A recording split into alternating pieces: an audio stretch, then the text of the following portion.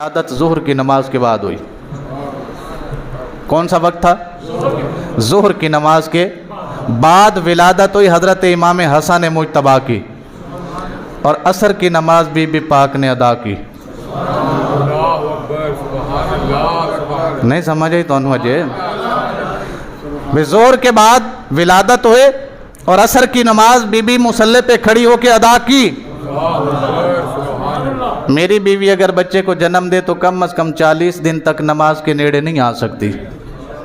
جی کائنات کی کوئی عورت بچے کو جنم دے تو 40 دن کم از کم نماز کے نیڑے نہیں آ سکتی. وہ پاک ہی نہیں ہو سکتی. نماز تو دور کا مسئلہ ہے، نماز تو مسئلہ ہی پاک کا ہے نا جی.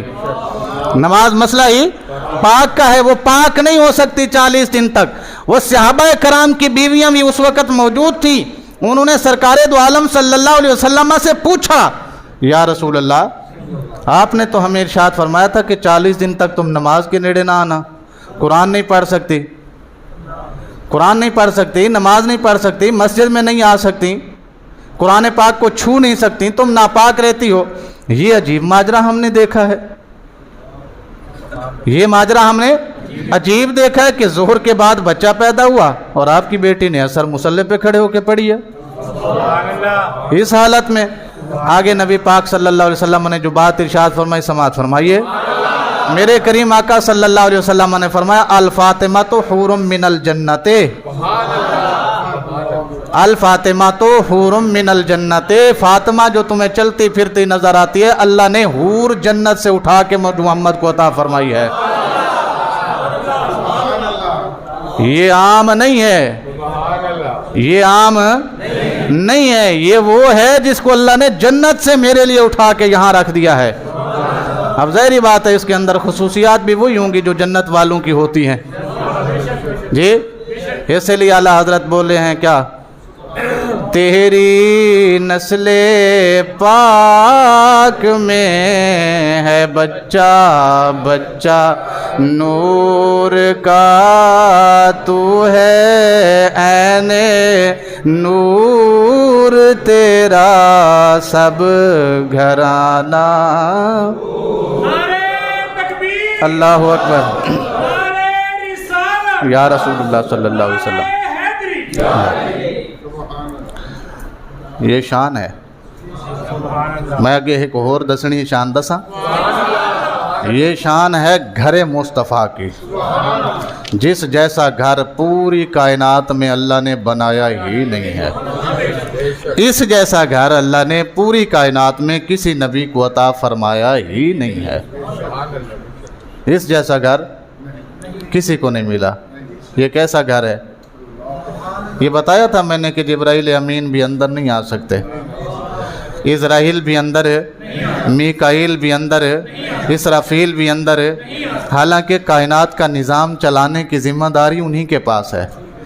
اللہ نے بتا کے بھیجا ہے کہ پوری کائنات کا نظام چلانا، پر محمد کے گھر پہ نظر مت رکھنا. نہیں سمجھ آئی آپ کو؟ یہی تو مسئلہ ہے کہ میدان محشر میں جب اہل محشر سارے اکٹھے ہوں گے تو ایک آواز بلند ہوگی، لوگوں اپنے سر جھکا لو. لوگوں اپنے کیوں بھائی وجہ کیوں جھکا لو؟ محمد کی بیٹی فاطمہ پل صراط سے گزرنے والی ہے. آدم سے لے کر عیسیٰ تک سب نبی اور سب نبیوں کی امتیں سارے کے سارے سر نوا کے کھڑے ہوں گے وہاں پہ. یہ شان سرکار کی نہیں ہے، یہ سرکار کے گھر کی شان ہے. یہ سرکار دو عالم صلی اللہ علیہ وسلم کے گھر کی شان ہے. حضرت عبداللہ ابن مسعود، آپ سبحان اللہ بھول گئے ہیں، میں بھی چھوڑ دیتا ہوں. حضرت عبداللہ ابن مسعود یہ وہ بندہ ہے جو سرکار اگر وضو فرماتے تو یہ پانی پیش کرتا. اگر نبی کریم صلی اللہ علیہ وسلم مسجد میں تشریف لے جاتے تو یہ جوتا سیدھا کر کے رکھتا. جی اگر نبی کریم صلی اللہ علیہ وسلم نے آرام فرمانا ہوتا تو یہ تکیہ عطا فرماتے کہ یا رسول اللہ یہاں پہ تشریف رکھیے. یہ سرکار دو عالم صلی اللہ علیہ وسلم کی خدمت پہ معمور تھے. کیا تھے؟ ایک اللہ اکبر یا رسول اللہ صلی اللہ علیہ وسلم، یا علی، یا غوث اعظم دستگیر. یہ خدمت پر معمور تھے. ایک دن میرے کریم آقا صلی اللہ علیہ وسلم کو پیار آیا ان پہ. سرکار نے پکڑا اور سینے سے لگایا اور دعا کی، اللہ इसे इतना इल्म दे कि दुनिया का कोई भी मसला इसके पास आके हल हो जाए, जो पूरी दुनिया में कहीं ना हल हो इसके पास आके हल हो जाए। और यही वो बंदा है जिसको सरकार ने फरमाया था, जिसके बारे में कि जो भी मसला फिक्र के मुतालिक पूछना हो अब्दुल्ला इब्न मसूद से पूछना। ये मेरी उम्मत का फ़कीह है।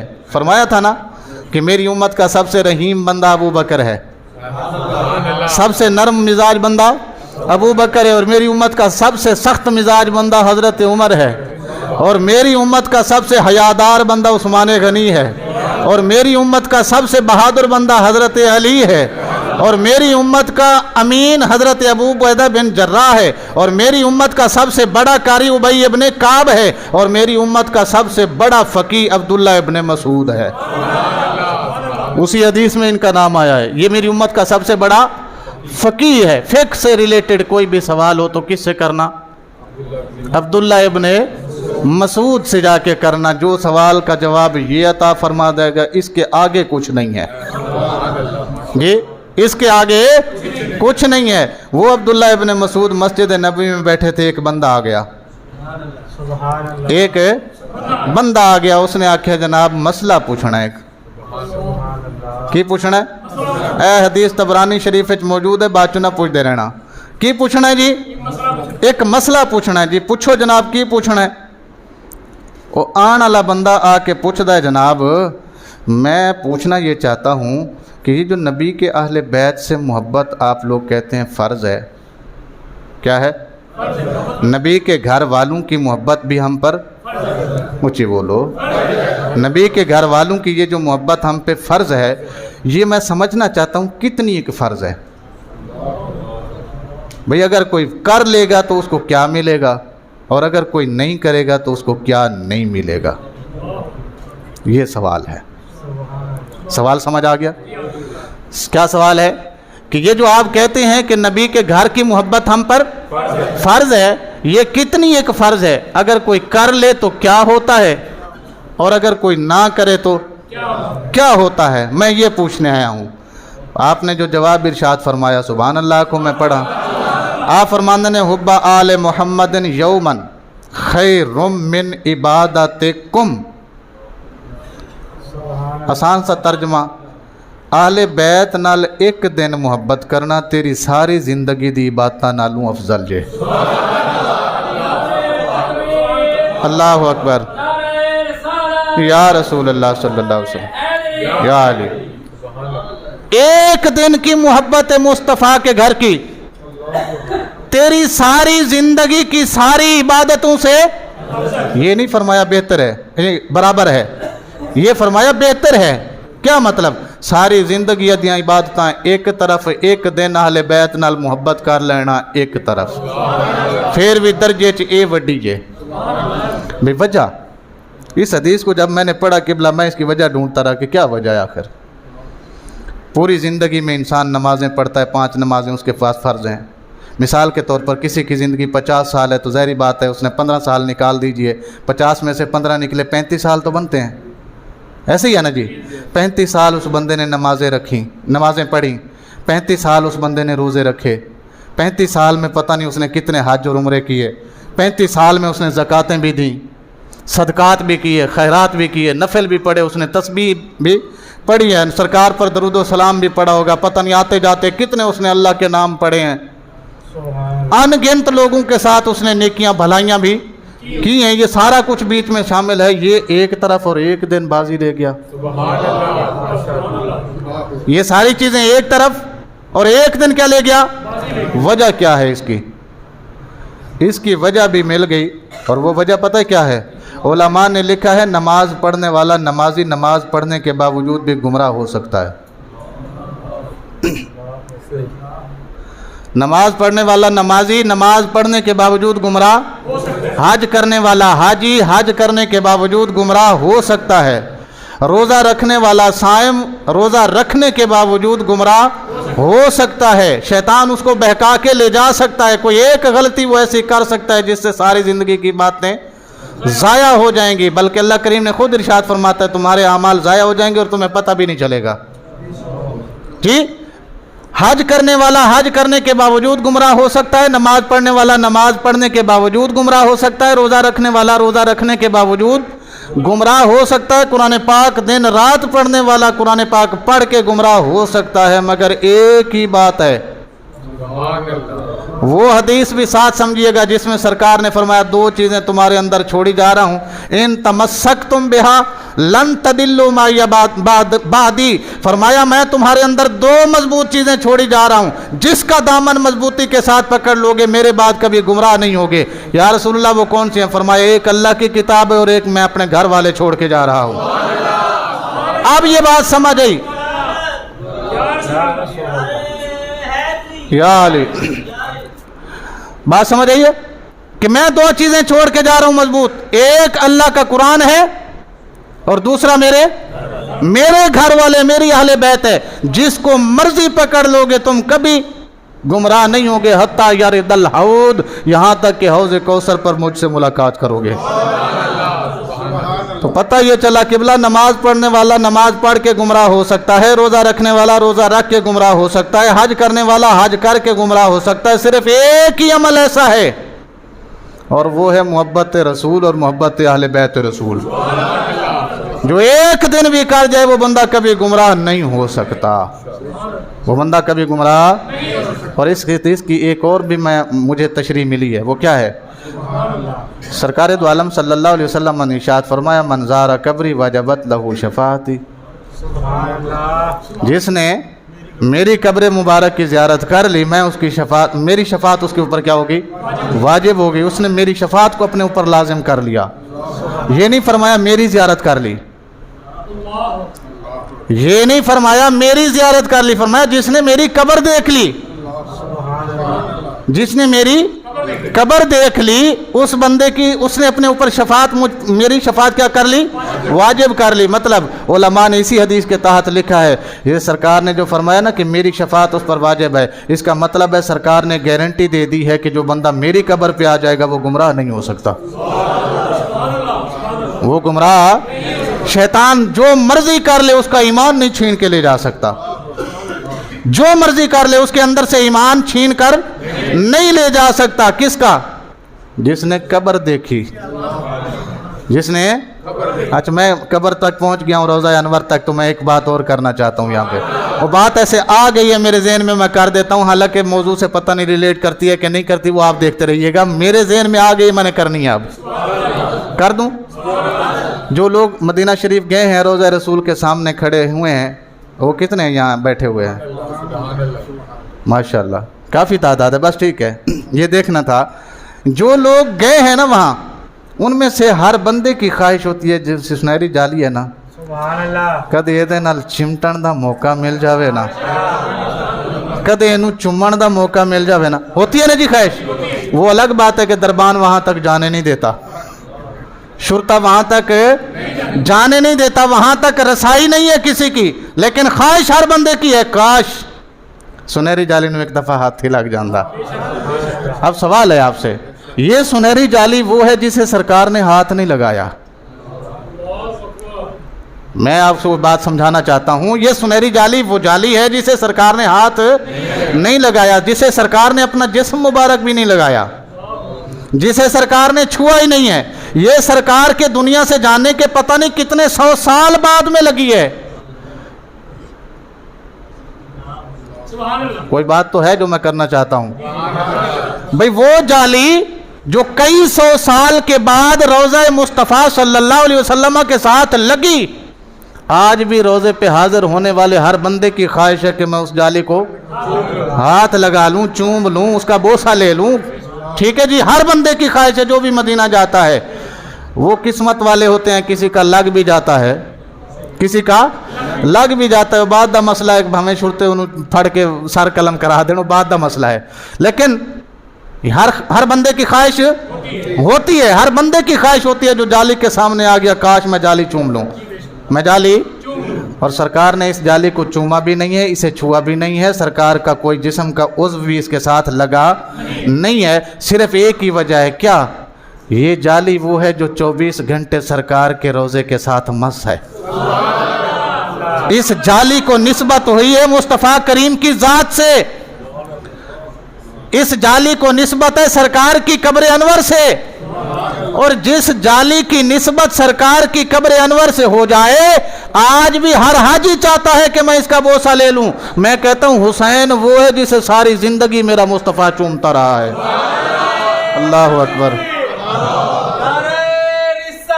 या रसूल अल्लाह सल्लल्लाहु अलैहि वसल्लम, या अली। सरकार ने चूमा है हुसैन को, सरकार ने हुसैन को चूमा है। कितना चूमा है, कितना चूमा है। वो किसी ने एक शेर कहा है, मुझे शेर तो पूरा शायद ना आए लेकिन मैं मफहूम समझा देता हूँ। वो कहता है यजीद की फ़ौज ने सिर्फ इमाम हुसैन का गला नहीं काटा, यजीद की फ़ौज ने सिर्फ इमाम हुसैन का गला नहीं काटा, बल्कि वो बोसे भी काटे जो सरकार ने हज़रत इमाम हुसैन के गले मुबारक पर दिए थे। वो बोसे भी काटे गए हैं किबला, सिर्फ गला नहीं कटा। वहाँ पे क्या कटे हैं? वहाँ पे वो बोसे जो मुस्तफ़ा करीम ने कभी अता फरमाए थे, वो बोसे भी काटे गए। बात समझ आ रही है आपको? तो मैं अर्ज़ ये कर रहा हूँ, फिर हज़रत इमाम हुसैन का क्या मकाम होगा जब जाली की ये अहमियत है, जब जाली की ये अहमियत है कि हर बंदा उसका बोसा लेना चाहता है, हर बंदा उसका बोसा लेना चाहता है। अगर आज इमाम हुसैन हमारे सामने आ जाएं तो क्या कैफियत होगी? मैं ज़रा शान हुसैन पढ़ूं जी, तुसी इजाज़त दो तो मैं पढ़ा। अल्लाह अकबर। हज़रत गाजी अब्बास, हज़रत जानते हैं आप, जिनको अब्बास अलमदार कहा जाता है, ये वो बंदा है कि हज़रत सैयदा फ़ातिमा तो ज़हरा सलामुल्लाह अलैहा ने हज़रत अली से फ़रमाया था मेरे जाने के बाद उम्मुल बनीन से शादी करना, सोल्ब तेरी होगी, शिकम उम्मुल बनीन का होगा। इससे मैंने अल्लाह से एक बेटा मांगा है जो मेरे हुसैन का वफ़ादार होगा।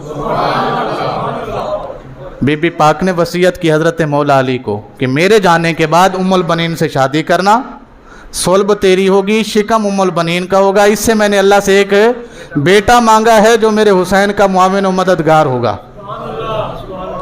और आगे फरमाया मैंने इसका नाम भी रख दिया है।